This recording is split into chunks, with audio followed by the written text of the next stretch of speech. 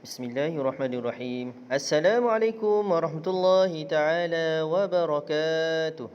Alhamdulillah, kita bersyukur kepada Allah Subhanahu wa taala. Pada hari ini kita bersama dalam kelas Al-Quran dan Fardu Ain secara PDPR. Alhamdulillah, pada hari ini kita bersama dalam pelajaran sirah. Pelajaran sirah pada hari ini kita akan sama-sama mempelajari berkenaan dengan penentuan khalifah pertama selepas Rasulullah sallallahu alaihi wasallam, iaitu pada siri yang kedua pada hari ini.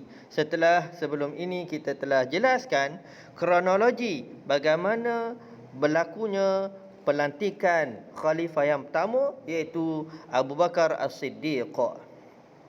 InsyaAllah pada hari ini kita sambung lagi berkenaan dengan penentuan khalifah yang pertama selepas Rasulullah, iaitu Sayyidina Abu Bakar As-Siddiq radhiyallahu anhu. Jom kita lihat sama-sama murid-murid. Okey.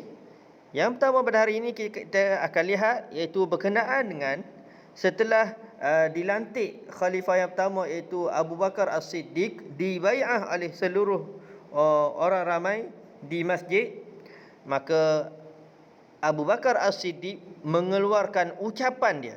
Nah, inilah ucapan Sayyidina Abu Bakar sebagai khalifah yang pertama menggantikan Rasulullah sallallahu alaihi wasallam. Jom kita lihat dan kita dengar sama-sama.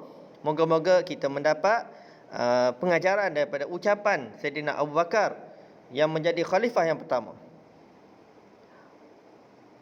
Apa kata Abu Bakar? Iaitu, wahai sekalian manusia, sesungguhnya aku telah dipilih untuk memimpin kamu semua, dan aku bukanlah yang terbaik dalam kalangan kamu semua. Sekiranya aku berbuat baik, maka bantulah aku, dan sekiranya aku melakukan kesilapan, maka betulkanlah aku.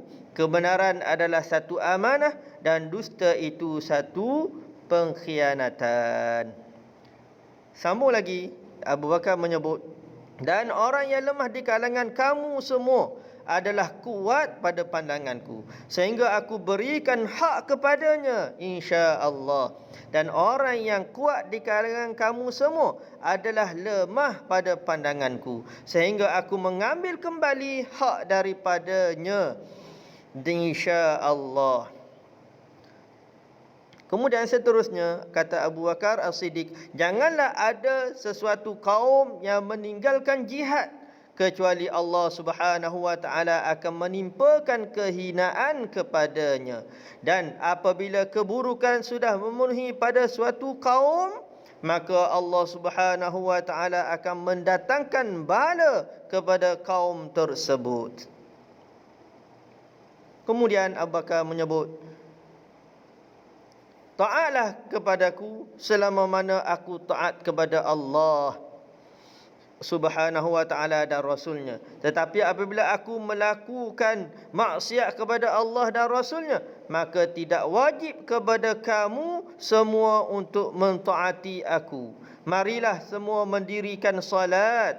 Semoga Allah Subhanahu wa ta'ala merahmati kamu semua. Itu kata-kata ucapan Abu Bakar As-Siddiq sebagai khalifah yang pertama. Apa yang kita boleh ambil pengajaran daripada ucapan Abu Bakar As-Siddiq, iaitu berkenaan dengan pemilihan pemerintahan itu, yang mana individu tersebut bertanggungjawab untuk mengurus sebuah negara, yang mana mereka adalah orang yang berkeahlian, bukan semata-mata dari sudut akhlak, bahkan dia juga cekap dan baik dalam mentadbir negara itu sendiri. Dan yang kedua yang kita boleh ambil, hak rakyat untuk mengawal pemerintah, kerana rakyat adalah sumber kuasa serta orang yang memerhati negara mereka dan penentu kepada negara mereka. Dan menjadi hak kepada pemimpin dalam sebuah negara untuk membantu setiap rakyat dia. Sekiranya rakyat memerlukan suatu perkara, ini dilihat dalam ucapan yang diucapkan oleh Abu Bakar As-Siddiq, yang menunjukkan bahawa dia akan tunaikan hak rakyat, dan rakyat wajib mentaati pemimpin dia jika pemimpin mentaati Allah, mengikut hukum yang ditetapkan oleh Allah dan Rasul. Jika pemimpin melanggar bermaksiat kepada Allah dan Rasul, maka tidak wajib mentaati pemimpin. Nah, itu beberapa perkara yang kita boleh ambil daripada pengajaran daripada ucapan Abu Bakar As-Siddiq. Seterusnya kita lihat murid-murid, iaitu apakah jasa dan sumbangan Abu Bakar As-Siddiq bila mana dia menjadi khalifah yang pertama dalam Islam. Jom kita lihat. Yang pertama, antara jasa dan sumbangan Abu Bakar, iaitu memerangi golongan yang enggan membayar zakat. Setelah dilantik Abu Bakar, ada di kalangan masyarakat orang Islam pada masa itu enggan untuk membayar zakat, memberontak dan menentang khalifah dan tidak mahu membayar zakat. Kenapa? Kerana mereka menganggap bahawa Nabi SAW telah meninggal dunia dan mereka hanya menurut perintah Rasulullah. Manakala Rasulullah telah wafat, meninggal, maka tidak perlu lagi untuk ikut ajaran Islam dan mereka telah bebas. Itu anggapan mereka lah. Maka golongan ini diperangi oleh Abu Bakar As-Siddiq. Dan bahkan zakat adalah salah satu rukun Islam yang wajib ditunaikan oleh orang Islam. Yang kedua, jasa dan sumbangan Abu Bakar itu memerangi Nabi palsu dan juga menghapuskan golongan yang mengaku menjadi Nabi setelah Nabi SAW wafat. Maka pada zaman khalifah yang pertama itu Abu Bakar As-Siddiq, maka ada di kalangan orang yang mengaku menjadi Nabi, menggantikan Nabi Muhammad. Kerana Nabi pernah menyebut bahawa selepas aku tidak ada Nabi dan Rasul dah. Kerana Nabi SAW adalah Rasul yang akhir, Rasul yang terakhir, maka tidak ada Rasul. Sebagaimana yang berlaku kepada yang mana timbulnya yang mengaku Nabi SAW, iaitu antara orang yang mengaku menjadi Nabi ialah Musailamah Al-Kazzab. Kemudian Khalid Al-Walid, sahabat Nabi, berjaya mengalahkan Musailamah Al-Kazzab dalam satu pertempuran. Itu peranan jasa sumbangan Abu Bakar memerangi nabi palsu yang mengaku menjadi nabi. Yang ketiga, memerangi dan menghapuskan golongan murtad yang nak keluar daripada Islam. Murtad maksudnya keluar daripada agama Islam, juga diperangi dan dihapuskan oleh Abu Bakar As-Siddiq semasa pemerintahan beliau. Akhirnya Abu Bakar juga memberi sumbangan untuk mengumpulkan Al-Quran menjadi satu mushaf yang kita baca sekarang ini, dikumpul pada peringkat awalnya oleh Abu Bakar As-Siddiq.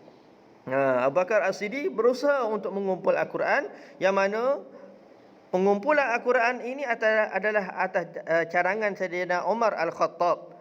Setelah dia melihat ramai di kalangan penghafaz Al-Quran mati syahid dalam memerangi Nabi palsu, orang yang enggan bayar zakat dan golongan murtad itu, ramai sahabat Nabi yang menghafaz Al-Quran mati syahid. Maka kerisauan yang ada pada Sayyidina Umar mencadangkan kepada Abu Bakar supaya Al-Quran dikumpulkan dalam satu mushaf. Dan juga jasa dan sumbangan Abu Bakar juga mengembangkan syiar Islam ke negeri Parsi dan juga Rom. Maknanya Abu Bakar telah memperluaskan jajahan negara Islam itu ke semenanjung Arab, memperluaskan jajahan ia ke semenanjung Arab yang lain selain daripada Madinah dan juga Makkah. Kemudian yang terakhir sekali jasa dan sumbangan Abu Bakar, iaitu berjaya mengekalkan keimanan umat Islam yang telah dibina oleh Rasulullah sallallahu alaihi wasallam. Abu Bakar adalah seorang khalifah yang pertama yang berjaya meneruskan perjuangan yang telah diasaskan oleh Rasulullah sallallahu alaihi wasallam, dan beliau menjalankan pemerintahan dengan adil, sentiasa mengutamakan kepentingan agama, masyarakat dan negara daripada kepentingan peribadi diri dia sendiri. Itulah jasa dan sumbangan Abu Bakar As-Siddiq yang merupakan khalifah yang pertama dalam Islam. Itu saja perbincangan kita berkenaan dengan penentuan khalifah pertama selepas Rasulullah sallallahu alaihi wasallam. Moga-moga apa yang kita bincangkan ini mendapat manfaat dan keberkatan daripada Allah Subhanahu wa taala. Amin. Assalamualaikum warahmatullahi taala wabarakatuh.